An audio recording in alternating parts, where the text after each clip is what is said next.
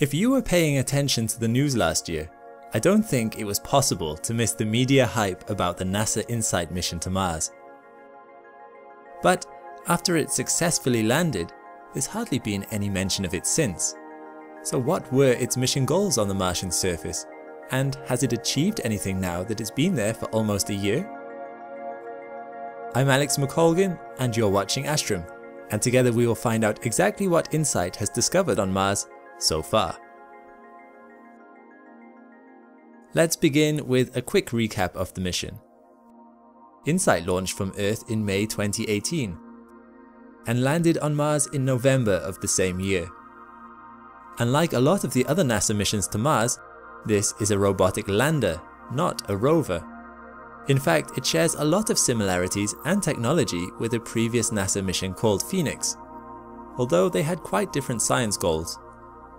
InSight's main objective is to investigate the seismology of the planet, whereas Phoenix was more interested in the past and present habitability of Mars.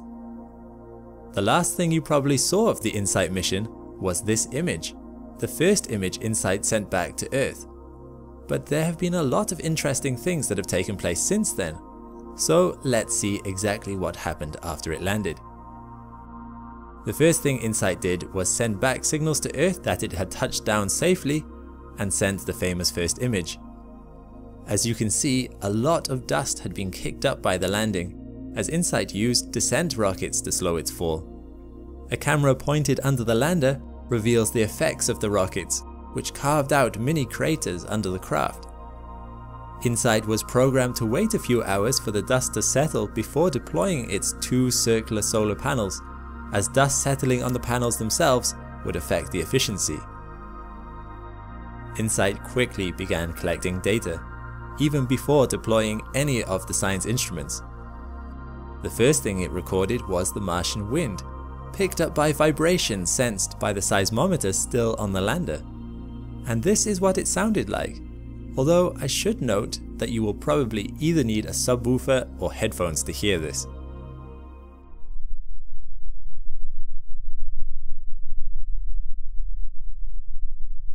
This has not been sped up.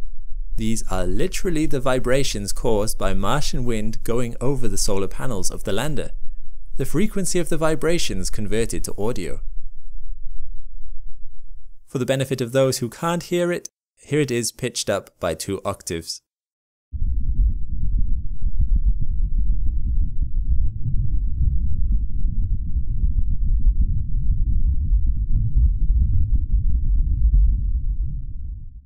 InSight can also detect changes in air pressure. Here is the air pressure changing as wind blows across the lander.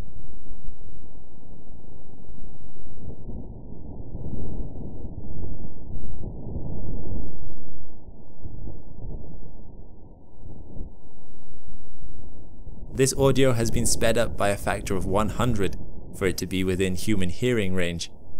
What is fascinating though is that we don't have to just imagine the wind passing by InSight, as it was also able to capture footage of water ice clouds passing by overhead, visibly showing the direction of the wind.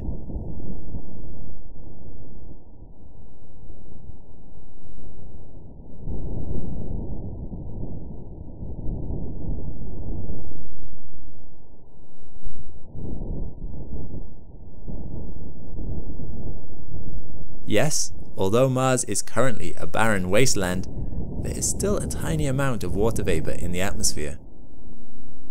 Almost immediately after landing, InSight was taking 3D images of its surrounding area in order to find the perfect spot to place the seismometer.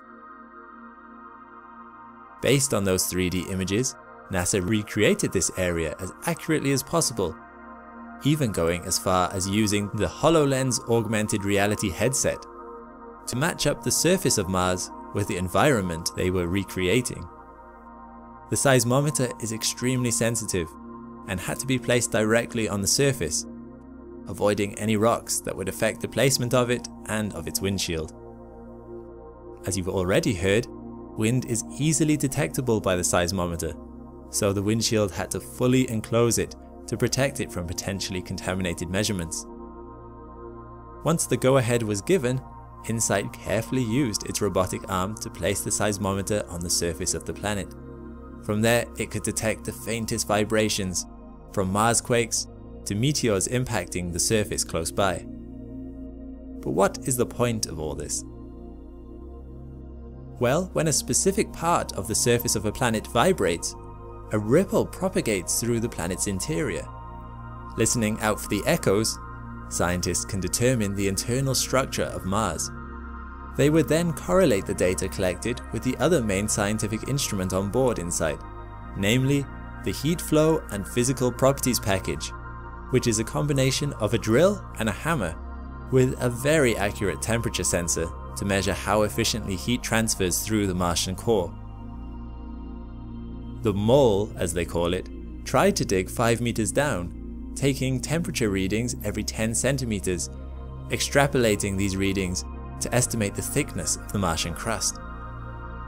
Unfortunately, the mole got stuck only 30 centimeters down and is currently unable to recover. It probably hit a very hard rock, or the soil simply didn't provide enough friction, which tilted the mole before it had fully exited its housing, getting stuck in this position. Again, ground-based teams tried to replicate the problem and look for a safe way to pick up the housing around the mole and use the robotic arm to straighten its course. Putting their plan to action on Mars, the operation was successful. The housing was lifted off, exposing the mole, but no further progress has been made as of this moment. Latest plans are to try and use the robotic arm to push down on the soil right next to the mole, hopefully giving it the friction it needs to start digging deeper, if friction really was the problem. Luckily, the seismometer was more successful. In April of this year, it detected its first Mars quake. And this is what it sounded like.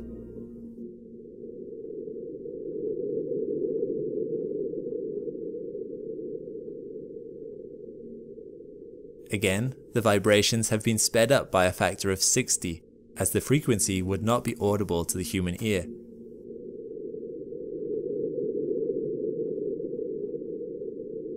While data like this doesn't need to be converted to audio for scientists to use, it is useful for the lay person so they can better grasp what is going on. What you will notice though is how sensitive this seismometer is. Even under the windshield, it still picks up vibrations caused by the wind. And even the robotic arm moving can be easily detected, even though it's a few meters away.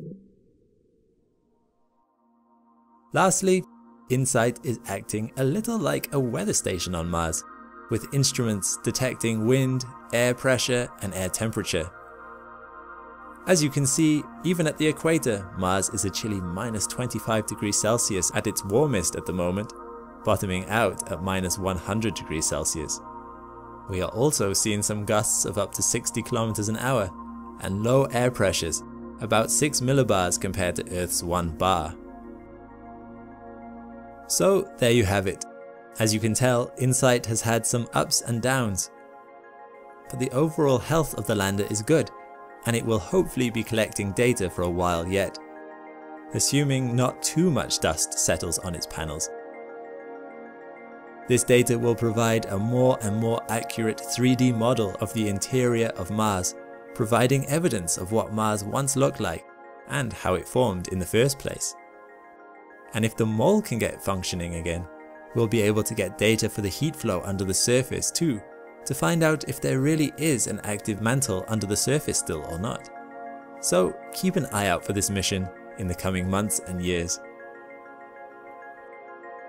Thanks to NordVPN for sponsoring today's episode.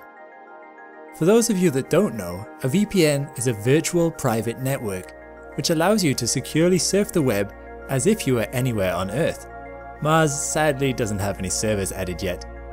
But for me this is super useful, as although I'm British, I live most of the time in Switzerland, and it is highly annoying for me when I go on Netflix and they region lock the English audio tracks out of the shows or films I want to watch, and only give German as an option, or completely region lock certain shows from being viewed at all. So to lower my blood pressure, with NordVPN I can connect to a UK server and enjoy watching what I want, how I want. Are you ever using a public connection and are concerned it's not secure? Turn NordVPN on and your data is now encrypted. You can use it for your home or mobile device, which is handy when you're on the go. So use the link nordvpn.org/astrum found in the description and you can get 75% off their 3-year plan. The nordvpn.org/astrum link will also get you 1 month for free, so don't miss out. Thanks for watching. If you enjoy Mars, check out this playlist of other Mars videos here. And of course, a big thank you to my patrons and members that support the channel. If you want to support too and see your name listed here, find the links in the description. All the best and see you next time.